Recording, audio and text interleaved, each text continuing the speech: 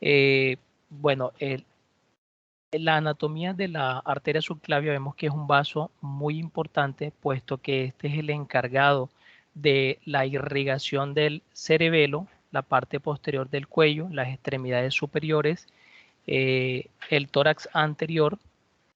También esto vemos que la arteria subclavia viaja a través de la apertura torácica superior, también conocida como la entrada o salida torácica. Vemos que esta clásicamente, como lo vemos en la imagen, ha tenido dos orígenes diferentes. La arteria subclavia derecha, que nace, como acá lo observamos, de la arteria brachiocefálica, mientras que la izquierda como ramo terminal del arco de la aorta, como acá lo observamos. De esta misma forma encontramos que se divide en una primera parte, que es desde su origen hasta el borde medial del escaleno anterior, la segunda parte posterior al escaleno anterior y la tercera parte que va desde el borde lateral del escaleno anterior al borde lateral de la primera costilla.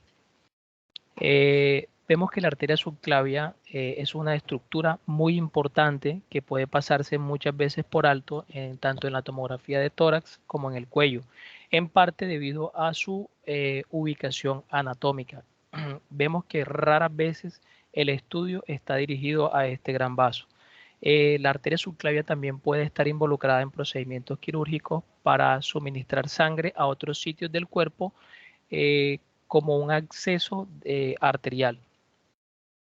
Vemos que al igual que todas las arterias, esta también puede estar involucrada en un espectro de anomalías, como son variedades de anomalías que se presentan como pseudoaneurismas, trombosis, vasculopatías, a pesar de su participación en una serie de anomalías importantes. La arteria subclavia puede pasarse por alto, como lo hemos mencionado anteriormente, y es de difícil acceso a evaluar en el estudio de este.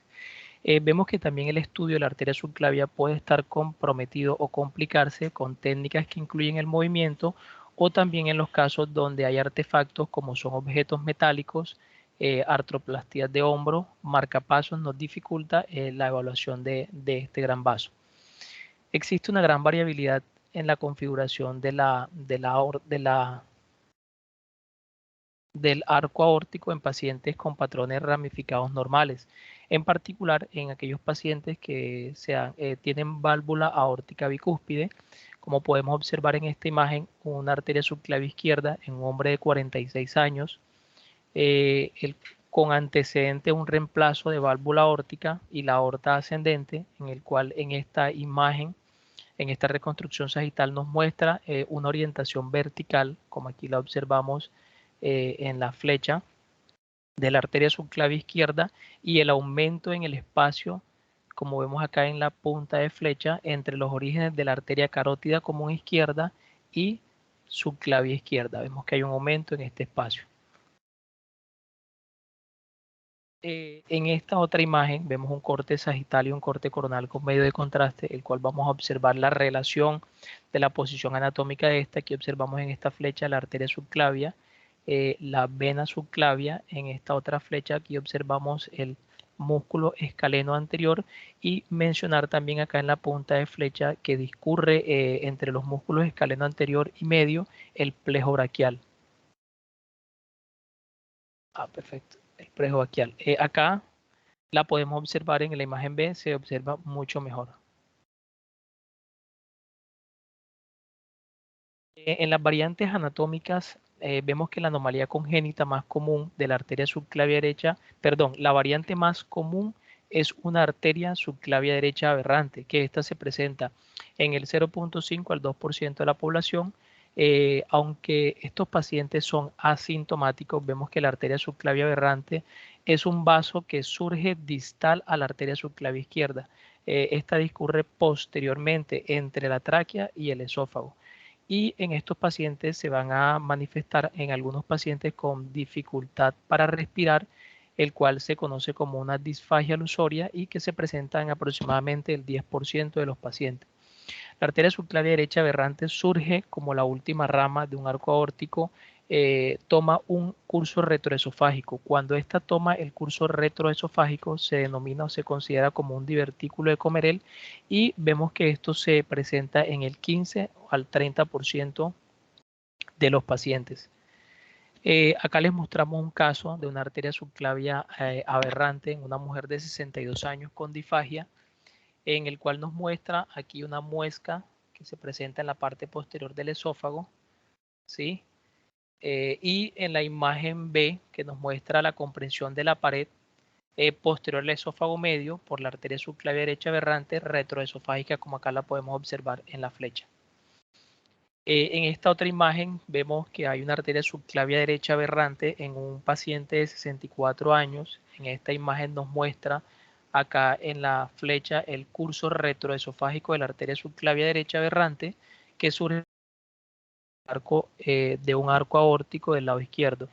Y observamos en la punta de flecha una evaginación, como acá lo observamos, que surge del origen de la arteria aberrante, que es compatible con el divertículo de Comerel, como se los había mencionado anteriormente.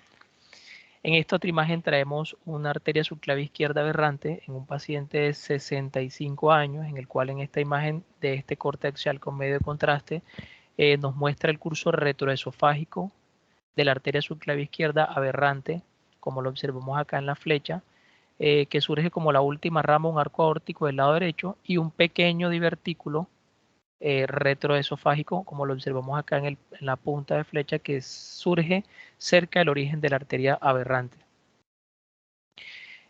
Vemos también que un arco aórtico derecho con ramificación en espejo, vemos que es la segunda anomalía más común del arco derecho. Es muy importante reconocer esta variante porque puede conducir al síndrome del robo de la arteria subclavia e insuficiencia vertebrovascular. Acá le traemos un caso, un arco aórtico derecho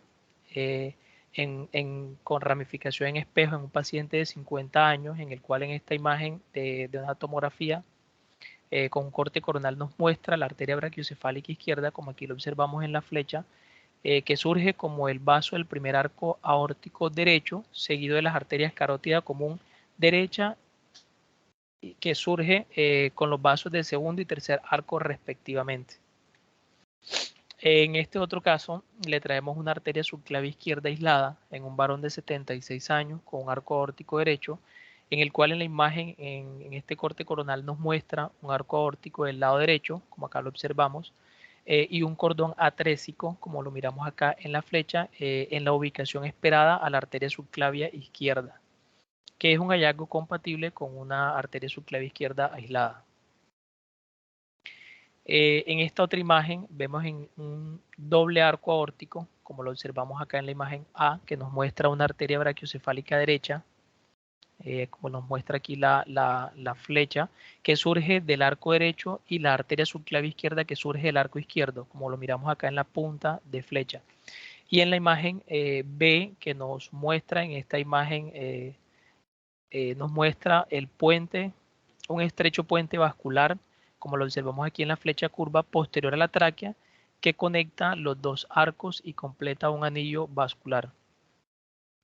Dentro de las manifestaciones de la anomalía de la arteria subclavia encontramos el aneurisma, que vemos que normalmente estos vasos miden entre 0.7 y 1 centímetro cuando el umbral supera el 50% de su tamaño normal, es decir, en estas arterias subclavias que tienen un tamaño mayor a 1.5 las consideramos que son aneurismáticas, se presenta el aneurisma. Vemos que la principal causa de esta es la aterosclerosis. También encontramos pseudoaneurismas, que es una dilatación de la arteria que está delimitada únicamente por una túnica adventicia y que esta ocurre cuando se da una brecha en la pared del vaso, de manera que la sangre se filtra a través del vaso de la pared interna y queda contenida por la adventicia. También se conocen como pseudoaneurismas o aneurismas falsos. En la estenosis oclusión ocurre con mayor frecuencia en pacientes con aterosclerosis progresiva, pero también pueden ocurrir como resultado de una lesión del estado de hipercoagulabilidad. Cuando se presentan este tipo de lesiones, el manejo para estos pacientes van a incluir terapias de anticoagulación, trombolisis o trombectomía, stent endovascular y también en otros casos derivación quirúrgica. La disección también es otro caso que se caracteriza por un defecto íntimo medial que permite la disección de la sangre viaja a lo largo de la media. Se presenta raras veces. Generalmente cuando esta se presenta está asociado a síndrome de salida torácica. Y aquí en este caso nos muestra un hombre de 79, un paciente de 79 años que consultó con dolor torácico y asociado a hipertensión. En esta imagen nos muestra en un colgajo en la flecha de disección que afecta la aorta ascendente y la arteria brachiocefálica derecha. Vemos acá el síndrome de la salida torácica, se refiere a los síntomas asociados con la compresión del haz neurovascular que irriga la extremidad superior y que puede tener una causa arterial venosa o neurogénica. Recordemos que en el síndrome de la arteria torácica lo que ocurre es que se da una comprensión de este paquete, tanto nervioso como vascular, que se encuentra ubicado entre la clavícula y la primera costilla. Vemos que en la mayoría de estos pacientes la sintomatología se intensifica cuando realizan movimientos de los miembros superiores por encima de la cabeza, y los síntomas que esto ocasiona son síntomas de una isquemia distal en el cual se presentan fasciculaciones, adormecimiento de las extremidades, frialdad, fasciculaciones, pulsos asimétricos en esta patología. Acá les mostramos un caso de un paciente de 14 años el cual presentó un nódulo en el cuello derecho doloroso, en el cual en la imagen A, en una angiografía por resonancia magnética, nos muestra el estrecho, un estrechamiento focal, como lo observamos acá en la flecha, de la arteria subclavia con dilatación postestenótica, como se ve acá en la punta de flecha.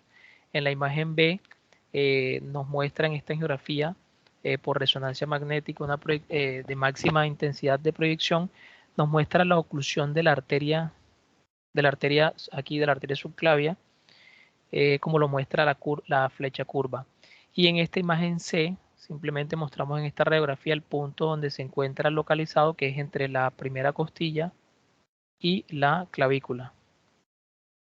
En el síndrome de robo subclavio, que es otro evento que se presenta, vemos que la arteria puede robar el suministro de sangre mediante la inversión del flujo en una rama vascular cuando existe estenosis de alto grado de la arteria subclavia proximal al origen de esta rama vascular. Aquí en el síndrome de robo subclavio lo que se presenta es que se da una estrechez o una oclusión en la parte proximal de la arteria subclavia, el cual esto ocasiona que se dé un flujo retrógrado de las arterias, de la principal, que es la vertebral, que se da un flujo retrógrado ipsilateral y que se asocia a estos síntomas de isquemia cerebral. Acá, como lo vemos en esta imagen, vemos un caso de un robo de la arteria subclavia, un paciente de 85 años, en el cual la imagen A nos muestra una placa ateroesclerótica mixta calcificada y no calcificada de la arteria subclavia izquierda, como aquí nos lo señala en la flecha, próxima, que queda como un resultado de una estenosis grave. En la imagen B, en la angiografía por resonancia magnética nos muestra una falta del flujo, como aquí vemos la punta de flecha, de la arteria vertebral izquierda, que es la que más comprometida se ve cuando se presenta este tipo de flujo retrógrado, y por esta razón ocasiona síntomas neurológicos o isquémicos. Y en la imagen C nos muestra simplemente el flujo retrógrado que se presenta de la arteria. Las lesiones traumáticas de la arteria subclavia son lesiones agudas aisladas de la arteria subclavia, que es poco frecuente, se presenta aproximadamente en el 1 al 2% de la población, tiene una incidencia baja debido a la posición y la ubicación anatómica que presenta la arteria subclavia y su protección que presenta con los músculos y la estructura ósea. Cuando se sospecha una lesión de la arteria subclavia, se deben obtener imágenes en fase portal retardada con o sin contraste. Además, las imágenes de la tomografía en la fase arterial para distinguir mejor las fuentes no vasculares de hiperatenuación y caracterización mejor de las lesiones vasculares y extravasación si estas están presentes. En las lesiones penetrantes, la mayoría de las lesiones de la arteria subclavia se debe a un traumatismo penetrante con mayor frecuencia por heridas de arma blanca o por herida de arma de fuego. Vemos que la identificación de la trayectoria de la herida es esencial. Cualquier trayectoria que en la vecindad de la arteria subclavia debe mostrar las sospechas de esta lesión. Los hallazgos directos de la lesión incluyen una oclusión abrupta, extravasación del material de contraste, evaginación de un vaso o formación de un pseudoaneurisma. Acá les mostramos una imagen en un paciente, una lesión de la arteria subclavia, un hombre de 22 años que presentó una herida de arma de fuego, el cual aquí en esta imagen nos muestra la bala retenida en los tejidos blandos del cuello y la salida, como aquí lo acabamos de mencionar, con una salida del material de contraste, como lo miramos acá en la flecha que surge de la arteria subclavia derecha, lo que es compatible con con una lesión traumática aguda con pseudoaneurisma y extravasación de esta misma. En las lesiones contusas vemos que también es poco frecuente, se presenta del 1 al 3%. Vemos que para que se presente este tipo de lesión a nivel de la arteria subclavia debe estar con un gran impacto o un impacto de alta energía. O se asocia cuando hay daños de estructuras óseas alrededor, fracturas como la principal fractura que se presenta alrededor de esta, que es la de la clavícula. Vemos que en la mayoría de estos pacientes con lesiones traumáticas se presentan por accidente automovilístico, por motocicletas o vehículos de todo terreno. Acá les mostramos una imagen. Bueno, vemos que los hallazgos que se presentan en la arteria subclavia son los mismos, lesión que se puede presentar en cualquier vaso, el cual el hematoma en contacto directo con la arteria subclavia debe considerarse como un signo directo de la lesión. Acá vemos en este caso un hombre de 37 años que presentó parálisis, disminución de la sensibilidad y falta de pulso con pulsos asimétricos en los miembros superiores después de un accidente de tránsito, el cual en esta imagen A nos muestra un corte abrupto de la arteria subclavia derecha asociado a una fractura del tercio distal de la clavícula. Y en la imagen B nos muestra una extensa hebra de tejido blando y un hematoma que rodea la arteria subclavia, como aquí la podemos observar en la curva, la flecha curva.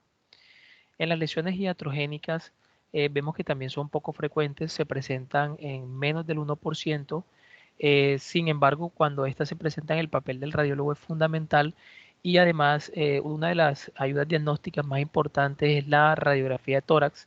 Por esa es la razón de la importancia de conocer la posición anatómica normal de la arteria subclavia con respecto a la vena subclavia.